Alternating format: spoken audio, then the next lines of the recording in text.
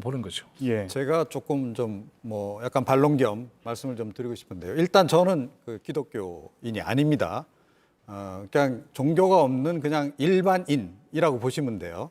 사실은 저도 이 교회가 옆에 이렇게 지나다니는 데 있으면 약간 좀 비켜가고 그러는 사람이에요. 그냥 평범한 그런 사람 입장에서 제가 지금 말씀을 드리는 거고요. 그런 관점에서 제가 이렇게 보기에 생각보다는 교회가 그러니까 교회 쪽에서 확진자가 전 덜 나온다라고 생각해요. 오히려 그러니까 교회들이 전반적으로 굉장히 그래도 이 지금 방역 조치에 잘 호응을 하고 있구나라고 하는 느낌을 일단 가지고 있습니다. 제가 평상시에 뭐 약간 좀 저도 종교가 없다 보니까 이제 약간 그 편견 같은 게 있어서 기독교인들은 굉장히 열성적이고 이런 생각을 이제 많이 하고 있었어요.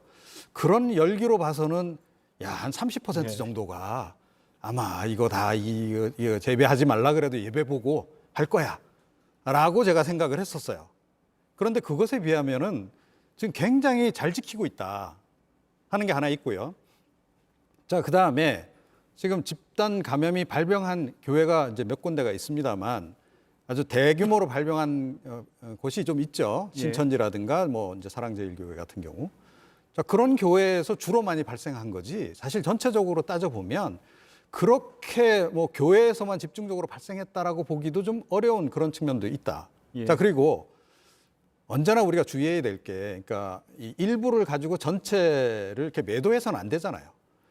일부 교회에서 일탈하고 있는 것도 제가 보기엔 꽤 많아요. 자, 그런데 그걸 가지고 전체 이거 교단의 문제, 기독교계의 문제로 이렇게 몰아가는 것이 과연 온당한가?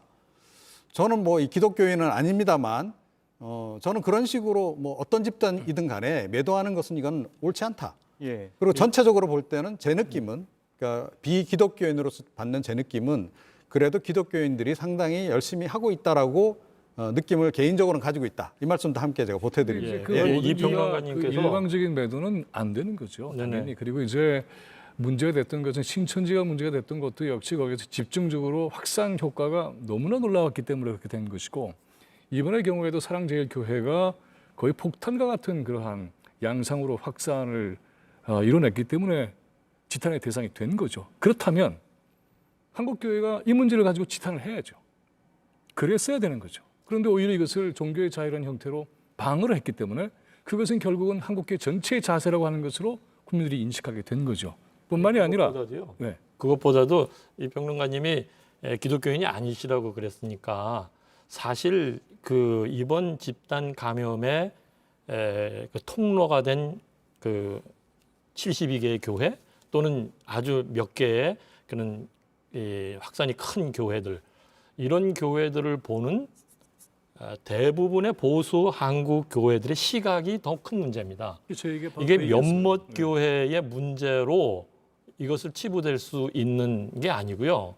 사실 각 지역마다 대면 예배를 강행하기 위해서 그 기자회견을 열고 또 그중에 우리 고 목사님도 거기에 성명서도 발표를 했었고 한국교회 언론도 종교 탄압이니 종교 자유를 침해하느니 이런 식으로 지금 그 한국 교회가 보수적 한국 교회가 이 집단 감염에 대해서 이것을 정부가 혹시 책임 회피를 하려고 하는 것이 아니냐 또는 개신교만 어떻게 또 탄압하고 말살하려고 하는 게 아니냐라고 하는 이상한 그 논리로 펼치고 있는 게 한국교회 현재 현실입니다. 그 왜 이런 게 있느냐?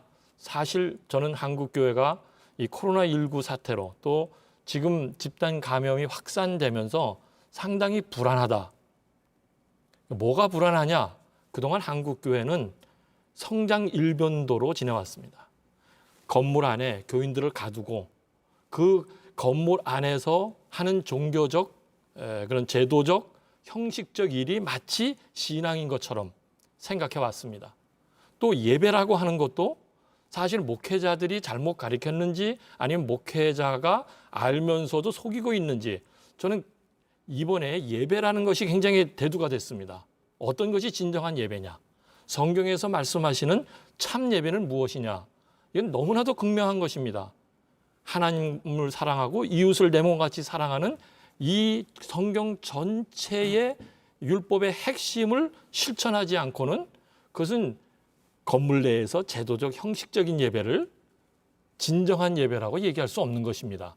예. 그러니까 이런 근본적인 문제가 한국 교회에 깔려 있기 때문에 지금 우리 평론가님께서 말씀하시기를 일부다라고 하지만 사실 많은 보수적 한국교회 목회자들이 또 그 목회자들을 추종하는 성도들이 지금 종교 탄압이니 신앙의 자유를 억누르니 하는 것에 대해서 흔들리고 있고 오히려 사회는 이거 교회가 지금 무슨 논쟁을 하고 있는가 이런 해괴망측한 그런 그 종교 탄압이라는 얘기를 이 시대에 하고 있는가라고 질문하는 것입니다. 사실 일제 시대 때 예. 신사참배 강요를 받은 적이 있었습니다. 한국교회에서.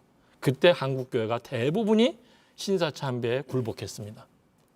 지금 이 민주정부에서 지금 이 언론도 그렇고 누구든지 발언할 수 있는 여기서 종교 탄압이라는 얘기, 종교 자유를 침해한다는 얘기는 한국교회가 그동안 우리 한국 사회에서 지나오면서 있었던 이런 것들을 생각해 보면 예. 이건 정말 양심적으로 할 수 있는 얘기가 아니라고 저는 봅니다. 이건 일부의 얘기로 치부될 수가 없다고 저는 예. 생각합니다. 고 목사님께 발언권을 드리겠습니다. 저도 종교 탄압이라 이런 저는 그런 표현은 저는 안 써요.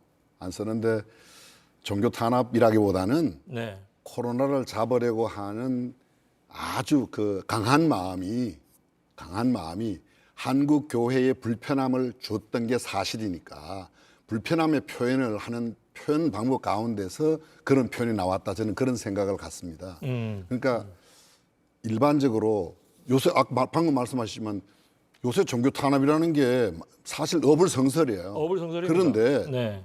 표현은 그런 표현을 써서 잘못된 표현일지라도 어쨌든 코로나를 잡으려고 하는 너무 앞선 방역에 앞선 마음들이 교회의 많은 성도들이나 교육자들에게 목회자들에게 불편함을 준 것은 사실이죠. 예배를 허용 불허한다는 문제 이런 걸 갖고 정부가 결정하는 게 아니죠. 그런 거는.